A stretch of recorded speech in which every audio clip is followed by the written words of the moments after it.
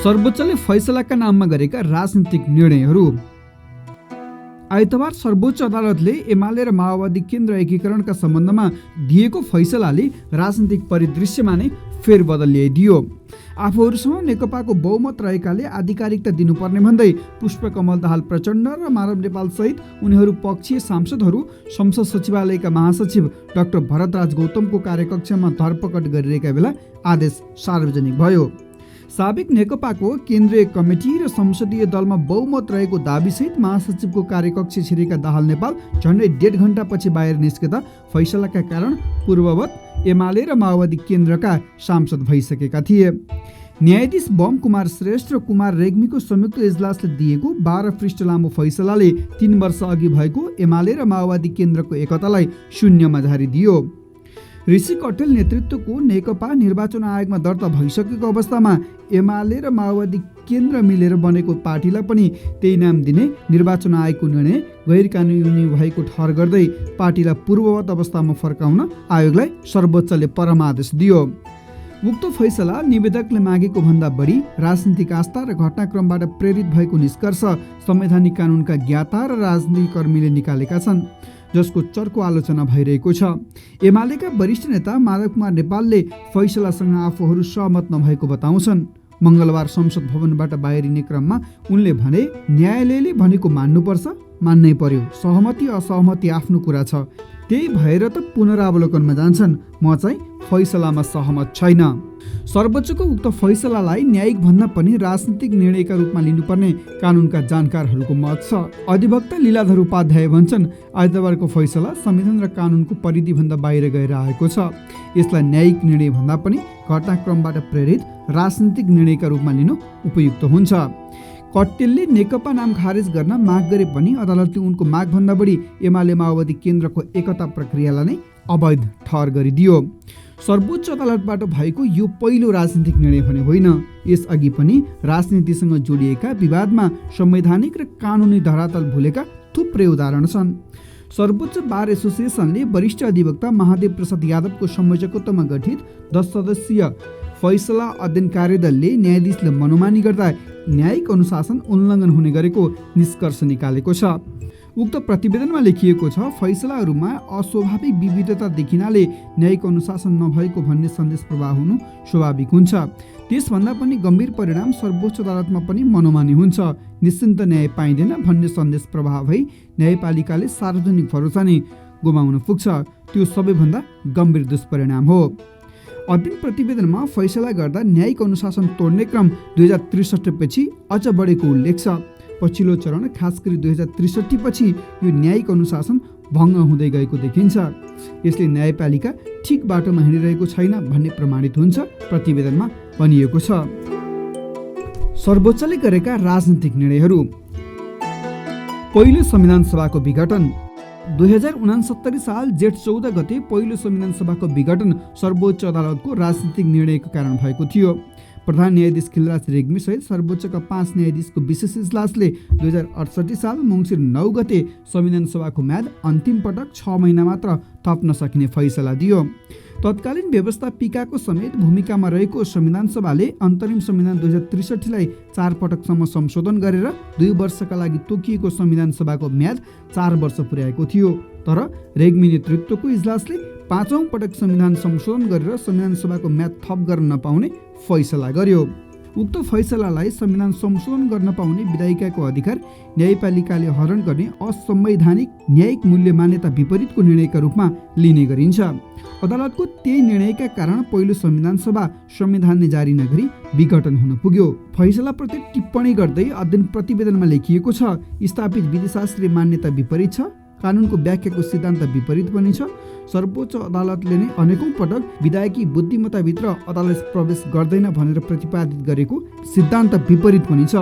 यो न्यायिक अनुशासनहीनता हो। बाधा अड्काउ फुकाउ आदेश। प्रधान न्यायाधीश खिलराज रेग्मीलाई चुनावी मन्त्री परिषदको अध्यक्ष बनाउने बाधा अड्काउ फुकाउन आदेश विरुद्ध परेको रिटमा सर्वोच्चबाट जारी भएको बहुमतको फैसला पनि राजनीतिक घटनाक्रमबाट प्रभावित भएको थियो। 2069 फागुन 30 गते शक्ति पृथकीकरणको सिद्धान्त विपरीत न्यायपालिकाको प्रमुख रहेका रेग्मीलाई कार्यकारी प्रमुख बनाउने निर्णय सरकारको सिफारिसमा राष्ट्रपति रामवरण यादवबाट अनुमोदन भएको थियो। उक्त निर्णयलाई हेर्ने दृष्टिकोणमा संवैधानिक इजलास विभाजित हुन पुग्यो। तत्कालीन प्रधान न्यायाधीश कल्याण श्रेष्ठको रायप्रति असहमति जनाउँदै इजलासका बहुमत न्यायाधीशहरूले छुट्टै राय लेखे। प्रधान न्यायाधीश नै अल्पमतमा परेर आएको उक्त फैसलालाई न्यायिक इतिहासमा दुर्लभ घटनाका रूपमा लिने गरिन्छ। तत्कालीन वरिष्ठतम न्यायाधीश सुशीला कार्कीले श्रेष्ठको रायमा सहमति जनाइन् भने न्यायाधीश वैद्यनाथ उपाध्यायले लेखेको रायलाई गोपाल पराजुली र ओमप्रकाश मिश्रले सहमति जनाए। श्रेष्ठले न्यायपालिकाको प्रमुख भएको व्यक्ति कार्यपालिकाको प्रमुख बन्ने कुरा लोकतान्त्रिक आदर्श र मूल्य मान्यता विपरीत रहेकाले भविष्यमा यस्तो कार्य दोहोरिन नपाउने व्यवस्था गर्नुपर्ने राय दिएका थिए।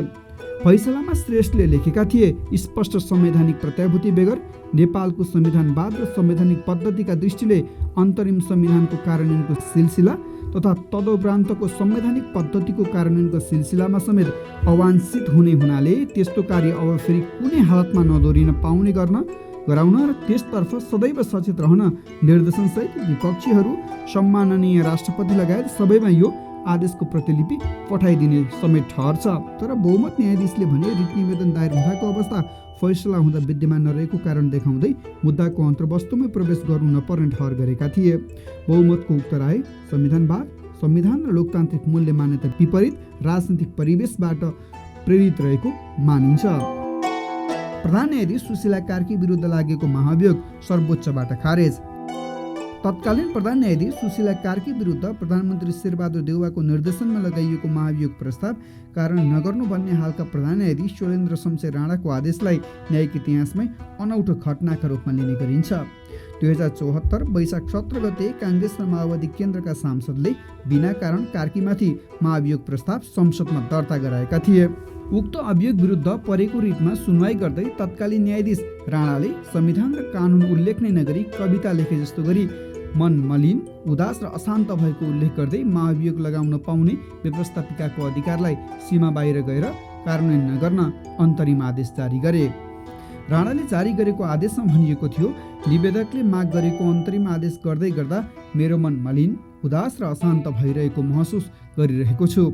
सम्माननीय प्रधान न्यायाधीश विरुद्धको महाभियोगको प्रस्ताव दर्ता भएकै दिनदेखि यस संस्थाका सबै न्यायाधीशहरूको अनुहारमा बादल लागेको जस्तो हीन भावना जागृत भएको अवस्था प्रत्यक्ष देखिने गरी प्रतिबिम्बित भइरहेको मैले देखेको छु।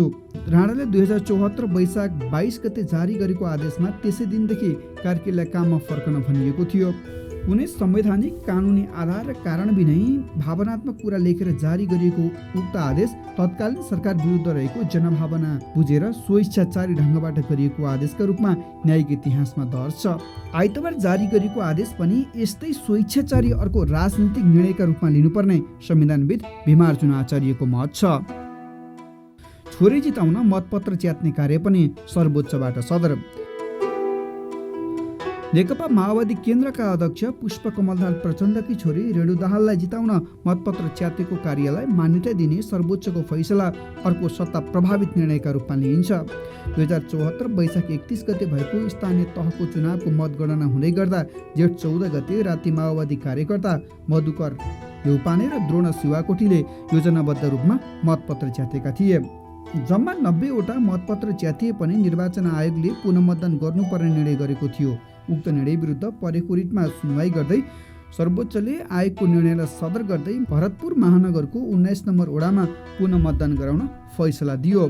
आयोगले सर्वोच्चबाट मतपत्र च्यात्ने निर्णय तत्कालीन प्रधानमन्त्री देउवा र सत्ता साझेदार माओवादी केन्द्रका अध्यक्ष प्रचण्डको ठाडो निर्देशनमा भएको कुरा ओपन सेक्रेटका रूपमा न्यायिक र राजनीतिक वृत्तमा लिइन्छ, जसका कारण महानगरको मेयरमा जितिसकेका देवी गेवाली हार्न पुगे।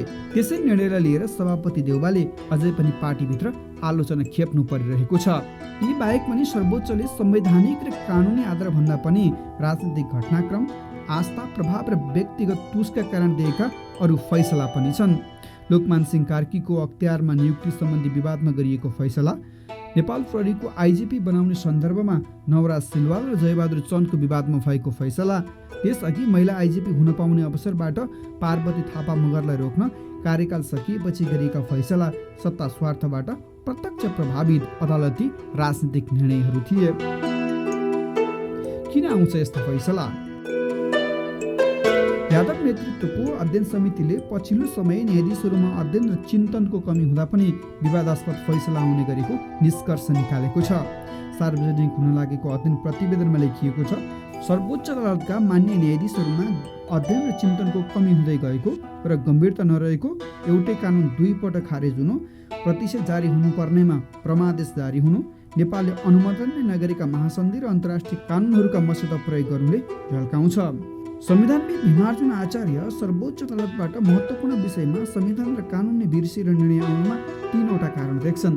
पहिलो कारण, राजनीतिबाट न्यायालय प्रभावित हुँदा यस्ता विवादास्पद फैसला आउने उनी बताउँछन्। उनी भन्छन्, राजनीतिक प्रभावकै कारण अदालत प्रभावित भएको हो। राजनीतिक नेता र सरकारले आफू अनुकूल निर्णय गराउने गरेको छ। दोस्रो कारण, पछिल्लो समय सक्रिय राजनीतिमा रहेकाहरूलाई नै न्यायाधीश बनाउने घृणित कार्य र तेस्रोमा न्यायाधीशले बढी न्यायिक सक्रियता देखाएर लोकप्रिय फैसला गर्न खोज्दा पनि न्यायपालिकाको साख गिर्ने गरेको आचार्यको बुझाइ छ। उनी भन्छन्, स्वतन्त्र न्यायपालिका भने पनि नियुक्त गर्दा राजनीतिक दलमा आबद्ध व्यक्तिलाई ल्याउँदा आस्था छाडेनन्। सबैले नियुक्ति दिनेप्रति प्रतिबद्ध हुने गरेका छन् अनि आवश्यकता भन्दा बढी सक्रियता पनि विवादयुक्त फैसलाको कारण बनेको छ।